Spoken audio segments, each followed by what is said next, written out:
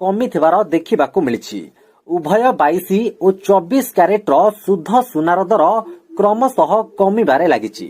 ତେବେ ବର୍ତ୍ତମାନ ବଜାରରେ ସୁନା ଓ ରୂପାର ରେଟ୍ କ'ଣ ରହିଛି ଏବଂ ଯଦି ଆପଣ କିଣିବା ପାଇଁ ଚାହୁଁଛନ୍ତି ତେବେ କେତେ ଟଙ୍କା ଦେଇ ଆପଣଙ୍କ ନିକଟସ୍ଥ ବଜାରରୁ କିଣିପାରିବେ ସମ୍ପୂର୍ଣ୍ଣ ବିବରଣୀ ଏହି ଭିଡିଓରେ ଜାଣିବା। ତା ପୂର୍ବରୁ ଭିଡିଓଟିକୁ ଗୋଟିଏ ଲାଇକ୍ କରିବା ସହିତ ଏମିତି ଲାଟେଷ୍ଟ ଅପଡେଟ୍ ପାଇବା ପାଇଁ ଚ୍ୟାନେଲକୁ ସବସ୍କ୍ରାଇବ କରି ପାଖରେ ଆସୁଥିବା ବେଲ୍ ଆଇକନକୁ ଦବାଇ ରଖନ୍ତୁ।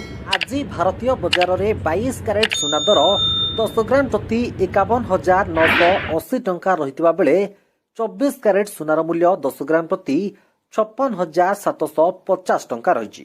ସେହିପରି ଦେଶର ପ୍ରମୁଖ ସହରମାନଙ୍କରେ ବି ଗତ 24 ଘଣ୍ଟାରେ ସୁନା ଦରରେ କିଛିଟା ପରିବର୍ତ୍ତନ ଆସିଛି।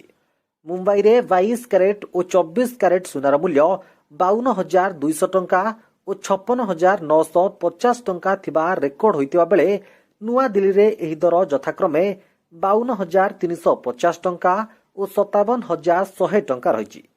ସେହିପରି ଦକ୍ଷିଣ ଭାରତର ପ୍ରମୁଖ ସହର ଚେନ୍ନାଇରେ ବି 22 କ୍ୟାରେଟ ସୁନାର ମୂଲ୍ୟ 47,927 ଟଙ୍କା ଥିବା ବେଳେ 24 କ୍ୟାରେଟ ସୁନାର ମୂଲ୍ୟ 52,285 ଟଙ୍କା ଥିବା ରେକର୍ଡ ହୋଇଛି। ସେହିପରି ପୂର୍ବ ଭାରତର ପ୍ରମୁଖ ସହର କୋଲକାତାରେ ସୁନା ଦର ଯଥାକ୍ରମେ 52,200 ଟଙ୍କା ଓ 56,950 ଟଙ୍କା ରହିଛି।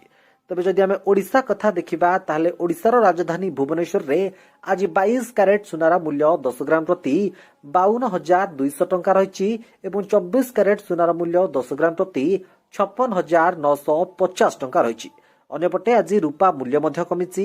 ଆଜି ରୂପା କିଲୋଗ୍ରାମ ପ୍ରତି 72,900 ଟଙ୍କା ଥିବା ନେଇ ରେକର୍ଡ ହୋଇଛି। ତେବେ ଦର୍ଶକ ବନ୍ଧୁ ଇଏ ଥିଲା ବର୍ତ୍ତମାନର ସୁନା ଓ ରୂପାର କରେଣ୍ଟ ମାର୍କେଟ ପ୍ରାଇସ୍।